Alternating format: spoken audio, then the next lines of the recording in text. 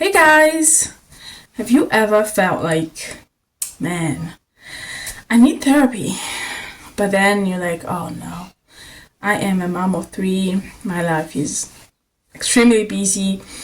Therapy is just not in the cards right now in this very moment. But then you're like, you know what? I have a phone and I have a YouTube channel and I can just put my phone there and turn on my camera and just speak. And you are gonna be my therapist today. You don't really have a choice. Anyway, I feel like it's been a while. Life has been kind of busy. I have been weaning my son, Nate. We've been doing a combination of purees and baby-led weaning. And it's been a lot on top of everything else. So yeah, that's what I've been up to. I feel like I haven't been putting out content as much as I would want to. But today I was like, you know what, I have to film this video. I always say that the first year of a baby is the hardest, the most grueling, at least in my opinion. And I feel like we are slowly getting out of this first year period, because to me it's just so hard. So anyway, if you're new here, by the way, my name is Esther. I am just a girl who happens to be a mom of three, stay-at-home mom of three, and I live in Ireland currently. The other day I had this epiphany when I was preparing meals for Nate, and it's almost like something clicked in my head. I remembered when I was starting to wean AJ, my first son, how much I enjoyed. I had so much fun getting him to experience new and different textures, different meals, and he learned how to feed himself so fast and so easily. It felt like everything was going so seamlessly, and I had so much fun. I was doing research, reading books, watching videos online, googling everything, and just having fun. I have plenty of videos of him trying foods. And then this is gonna be a confession, something that I have never spoken about here online. And then around 13 months, there was a very sudden decline. He just stopped doing everything. He stopped wanting to feed himself. He would usually I would literally put a bowl of anything in front of him and he would start feeding himself. And all of a sudden, that disappeared. His speech disappeared.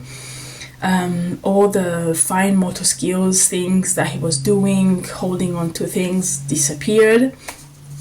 And I felt like, what is going on? Because he was born during the pandemic, I was like, oh man, this must be the fact that ever since he was born, we've been inside. He hasn't been able to see other kids. Like, I started blaming myself. That's literally, like, feels like the first thing that comes in a mother's mind when something is not going right with your child. So that fast forward to today, it's been a very, very long journey. One of the hardest things that I've experienced in my life. So, in brief, a few weeks ago, we just got his autism diagnosis. And what happened when I was preparing meals for Nate, I realized how much I lost the joy of preparing meals for my kids. And it feels like there was so many flashbacks in my brain that happened, so many things that I lost in that moment when I watched my son literally just decline in everything, in speech, in eye contact, in play, in everything. Now, mind you, this is my first child, so I kind of don't have any reference of another child. I feel like the more he lost, the more I also lost. I kind of went into fight or flight mode, and I was telling this to my husband, like, I just realized that I've been living in survival mode all these years. He's about to turn 5, and ever since I've had my daughter Tali, and I also have had Nate, when I look at Tali, I feel like I can see all those struggles that I've experienced this whole journey in her, because I lost the joy of teaching and ambitiously teaching a child how to feed themselves and how to take the spoon, how all these things that are good for a child's development in those first years. And Tali is 2. She will turn 3 in August, and I still feed her. Put the spoon in her mouth. So I've lost so much enthusiasm in parenting due to the journey of experiencing autism in our son. Because with autism, if you know, things go up and down. They love one thing, and then all of a sudden 1 month later they do not even want to see it. And this applies to eating, to wearing shoes, to clothes, to sleeping. It's such a roller coaster, and I don't know how I just lost self-awareness. I have not been able to realize, girl, you're going through something and it's really hard.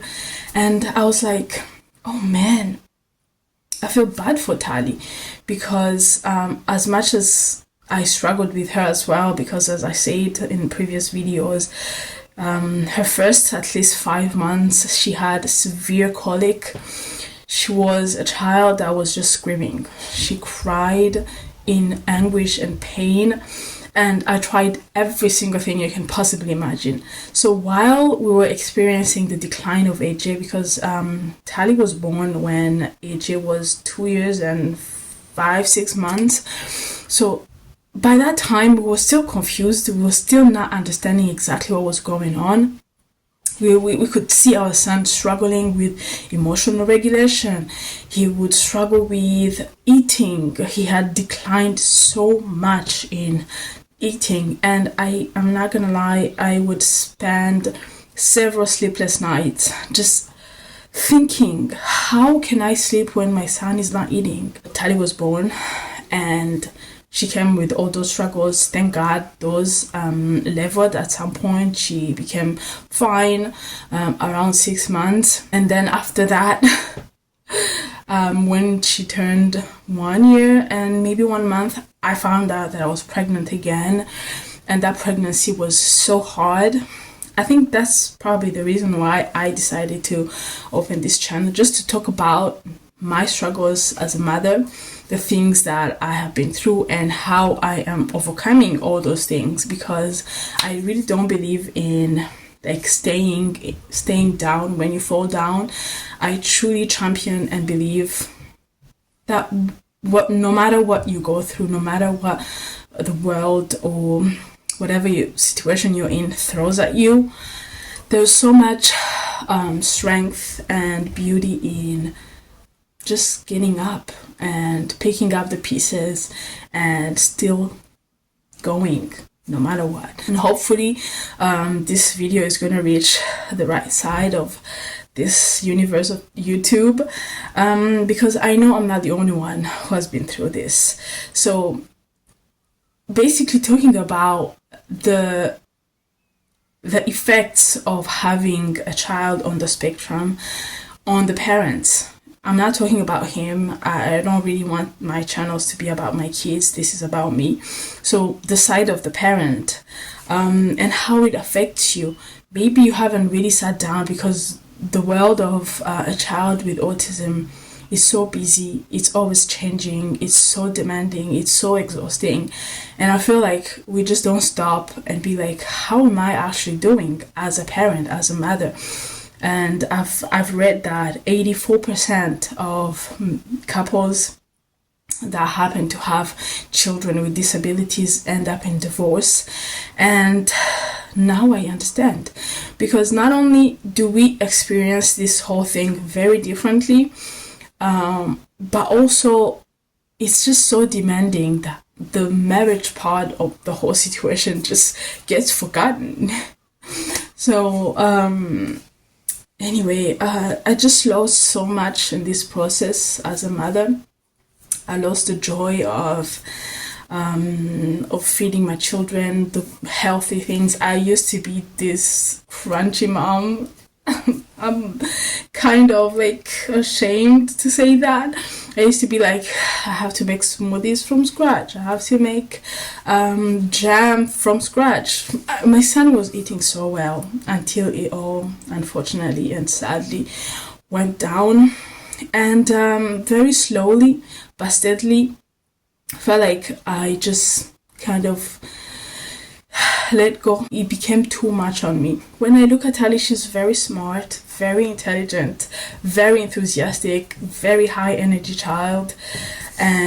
But when it comes to me nurturing her in terms of like learning independence and learning to feed herself, trying new foods, she's such a picky eater, and part of me thinks maybe might be my fault, because honestly I've been in survival. I've been just trying to put things together very fast and put in front of her. She eats so well, which is a blessing, because whatever I put in front of her, she eats. So yeah, I felt like, oh man, I didn't realize this until now, that this situation has affected me so much as a mother, and that also translates into affecting the other kids, how I show up for them, how I raise them, how I nurture them, how I teach them things. That kind of stopped me in my tracks. And I was like, okay, how can I get up? Because I need to get up. I need to be okay. I need to be well in order for my children to be well as well. And that's where I've been these last few days. I've been really trying my best to get back to that place of enjoyment, just enjoying making sure that my kids eat the healthiest they can. Obviously, like, I'm not the everything from scratch kind of person, but at the same time I would love to balance everything so that they can be at the healthiest. Yeah, it's been such a journey. Maybe in the future I'm gonna talk more about our journey as parents with a child with autism. Yeah, it's not easy. And also getting the diagnosis a little bit late. He's about to turn 5. It's not really that late, because I've heard people who get diagnoses much later than 5. But we've waited for this for at least, we applied for his assessment when he was 18 months, I believe. We had to do a private assessment here in Ireland because the waiting lists are just astronomical and people wait for years and years, and we have been waiting for years. So we decided, you know what, let's just go private so we can try to see if we can help our son. Although we also believe as Christians that God is going to heal him whenever it pleases him. We truly do believe that. But yeah, it's been such a tough journey, and the saddest part for me that I've been actually thinking about a lot is, man, I did not expect it to actually affect my other kids as well, because whatever affects you as a mother does affect everybody around you, including your spouse and your children, which to me, that's where I draw the line. If something is happening to me affects my kids, that becomes something that needs to be addressed ASAP. So yeah, thank you for listening to my rant. I hope you enjoyed this video, and I'll see you in the next one. Bye. Stay safe out there.